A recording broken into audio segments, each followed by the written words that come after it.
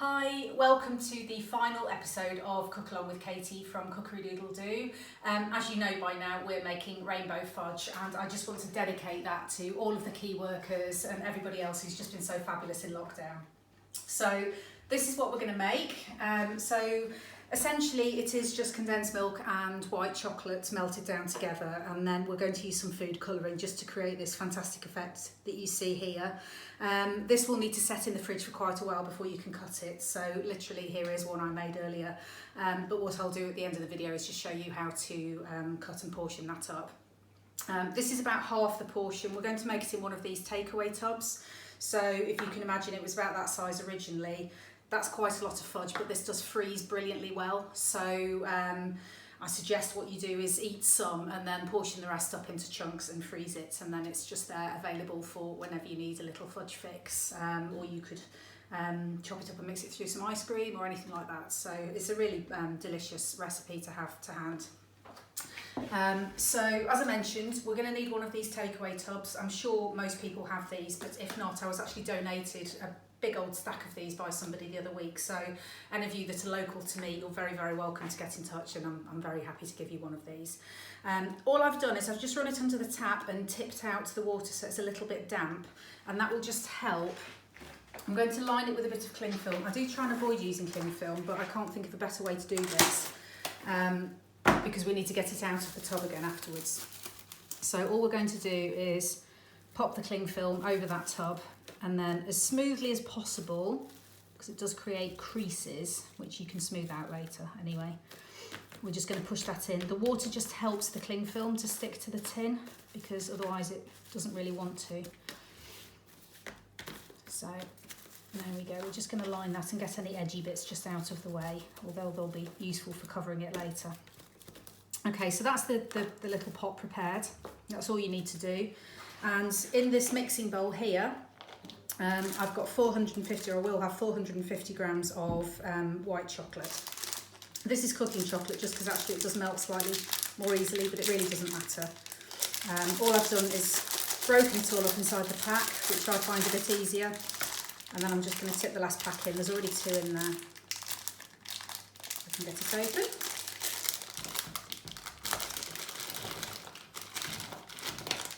There we go. Now I'm going to microwave this to melt it. If you don't have a microwave, you can do this a different way, but you'll need a heat-proof bowl, not a plastic bowl like this. So either a Pyrex or a ceramic bowl, and what you can do is sit that over a pan of just barely simmering water. Make sure the water doesn't touch the bowl. You just want lots and lots of steam to come up, and keep stirring that, and you can melt it that way. But I'm going to do this in the microwave. So I've got my chocolate in there, my 450 grams. And then I'm just going to add an entire can of condensed milk. This is not a healthy recipe, okay? You might want to think of this more as food craft than too much of a tasty treat. It is delicious, but you're certainly not going to eat it all in one sitting. Not unless you work in a big office or a shop or somewhere like that where there's lots of people, and then you can take it in. And by all means let people help themselves, but this is far too big for one family to manage, so if you are making this at home, you'll be needing to freeze some of it. Alright, so that all goes in, and what I'm going to do is just pop this in the microwave now, and I'm going to do 15-second bursts on high, and then give it a good stir after every 15 seconds, and it'll probably take about 1.5 minutes to melt completely. I will show you what that looks like. Okay, so this is after 1 minute of microwaving, so it's had 4 15-second bursts, and you can see it's all beginning to melt together, but there are still some quite big lumps of the white chocolate there, so I'm just going to keep going. I reckon another 30 seconds will probably do that. We just want it completely smooth with that white chocolate melted in, so I'm just going to microwave it a little bit more. Okay, so this has had 1.5 minutes in the microwave, and you can see that is now completely mixed together. It's smooth, it's nice and runny. It's quite sort of hard to stir just because it's fairly stiff, so I would imagine grown-ups you're going to have to help the children with this, but that is absolutely ready to work with. Now the first batch I made, I just used it like this. My husband and I found it really very sweet, and even the kids did actually. So we're going to add some peppermint flavouring to this. You could add vanilla, you could add some rose water if you wanted to. Anything you want to really in terms of flavour. Obviously you want something that has no colour to it because of what we're going to do later. But I'm just going to put in some peppermint and give that a mix through.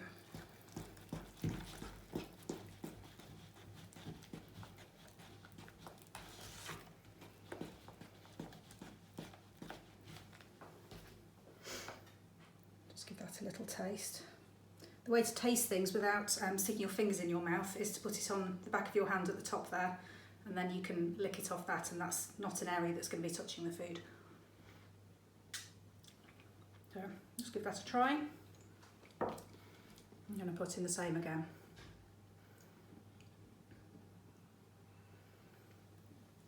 So do exactly the same if you want to with vanilla flavouring or whatever it is you want to use to flavour that.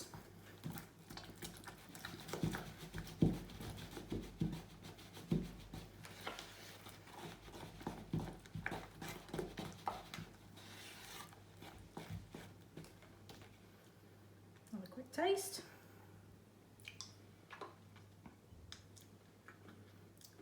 That's much better, it just cuts through the sweetness slightly. So I'm going to leave it like that. So what we're going to do now is start adding the colours. Now, I hope you guys know your rainbows. I've even got it on my nails for you. So what you actually need are the 3 primary colours. So hopefully you know this, but if you don't, it'll be a really good way to talk about colour mixing. So the first colour in a rainbow is red. The next colour in a rainbow is orange, followed by yellow. So what we need is an orange in the middle here, and if you mix red and yellow together, they make orange. I've actually got orange food colouring, so I'm going to use that, but if you don't, you just need to mix red and yellow together. Okay, so we've got red, orange, yellow. The next one is green, and that sits in between the yellow and the blue. So if you don't have any green food colouring, then you can mix yellow and blue together. That will give you green, okay? We're not going to worry too much about indigo. It's very hard to do, and we're just going to have a 6 colour slice of fudge here. So the next colour that comes, if the rainbow was going full circle, would be red again. So the way to get purple is to mix the red and the blue together. So essentially those are our 6 colours, but you can do that with just 3 primary colours of food colouring if that's what you have. Okay, so we're going to work in that order. We're going to put the red in the bottom and do that first because it will turn out upside down when we're finished. So if you've got digital scales, that's really helpful, but it's not essential. And I've got a bowl here. I'm going to put in 140 grams, which is basically 1/6 of what we've got here.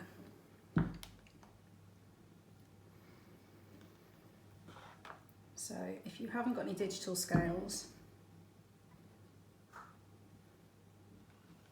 you just need to do it by eye.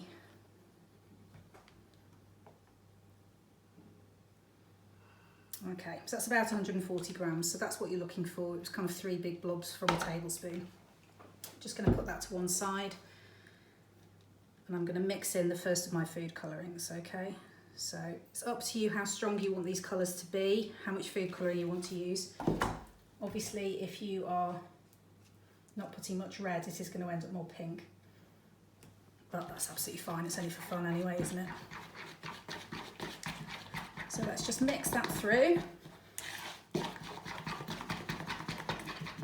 Make sure it's really well mixed.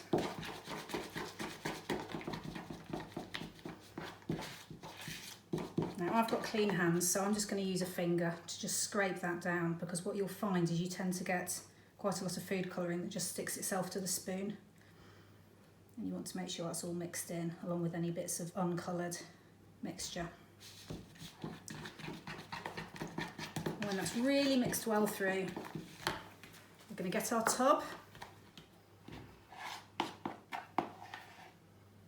And we're going to pop it in.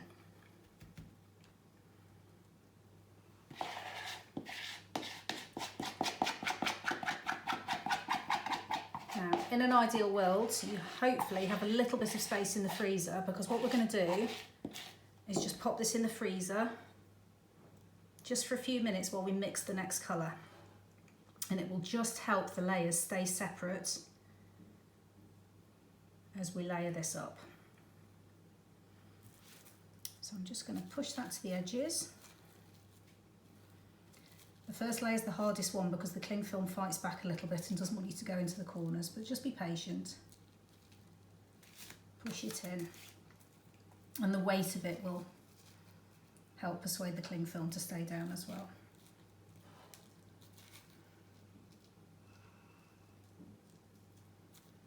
There we go. So I want to get my spoon and bowl as clean as possible, but because each colour uses a bit of the last colour, you don't need a clean bowl and spoon every time. They will just blend in together. So scrape as best you can, but don't worry about having to wash it or anything. It's all the same mixture, just different colours.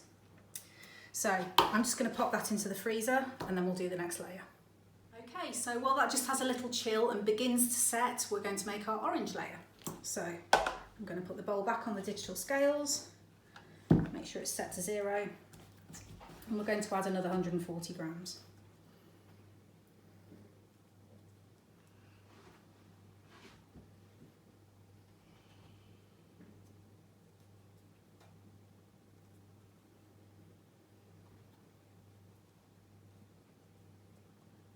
Goes.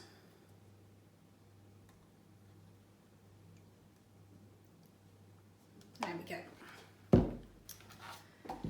So if you haven't got any orange food colouring, we're going to mix red and yellow, so just put a little bit of each. I'm going to go straight in with my orange.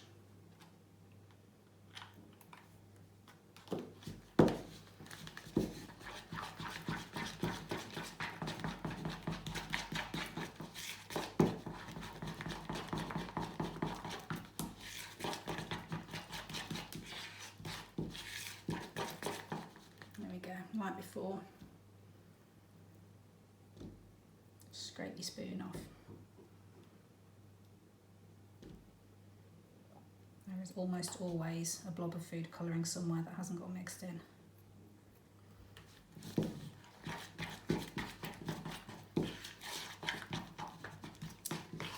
There we go, so that's the orange ready. I'm just going to go and get the tub back out of the freezer and we'll layer it up again. Okay, so there's our red layer, or pink as it is, and we're just going to add the orange to the top. Now what we're going to try and do is float this on top, so what you don't want to do is dollop it all at one end because it will sink down and push the red sort of out of the way. So we want to try and sort of spread this, if we can, sort of across the top.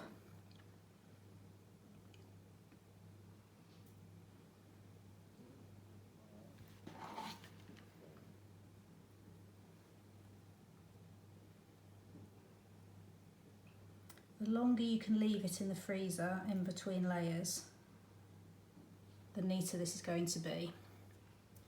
So it's really up to you how patient you are versus how perfect you want it to look.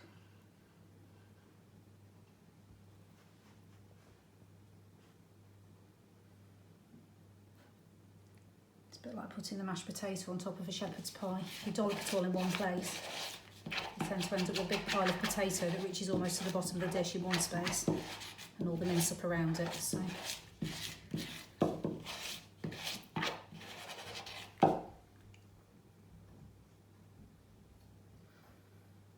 there we go, that's all the mixture. And because you've kind of gently floated it on the top all around, hopefully it's a little bit easier to spread out as well. What you don't want to do is disturb the layer underneath too much.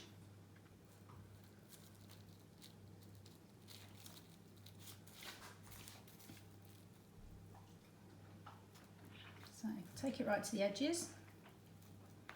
If your edges aren't that neat, obviously you're going to cut it into squares, so the edgy bits you can just trim off anyway. And the more perfect bits will be towards the middle, hopefully. So there we go, there's the next layer done. Now, you don't need to watch me do all of the layers, so I'm going to carry on and we'll pick up the video a bit later on.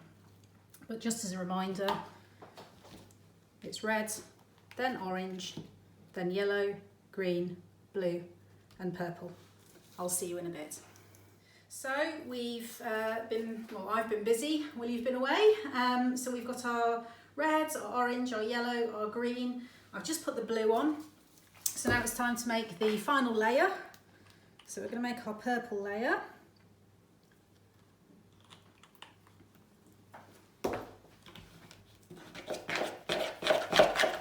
You'll see I've not bothered putting this into the separate bowl.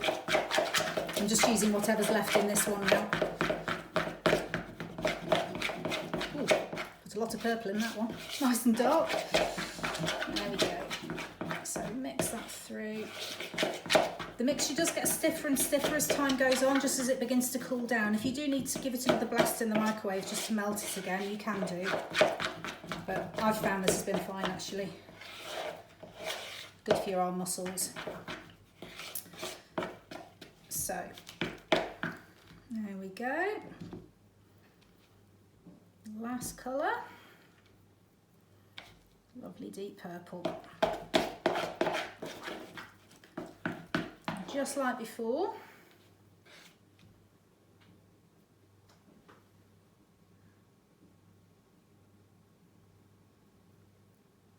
Just going to gently lay this. Trying to spread out the weight a little bit. And you'll see the tub is just big enough. Perfect size.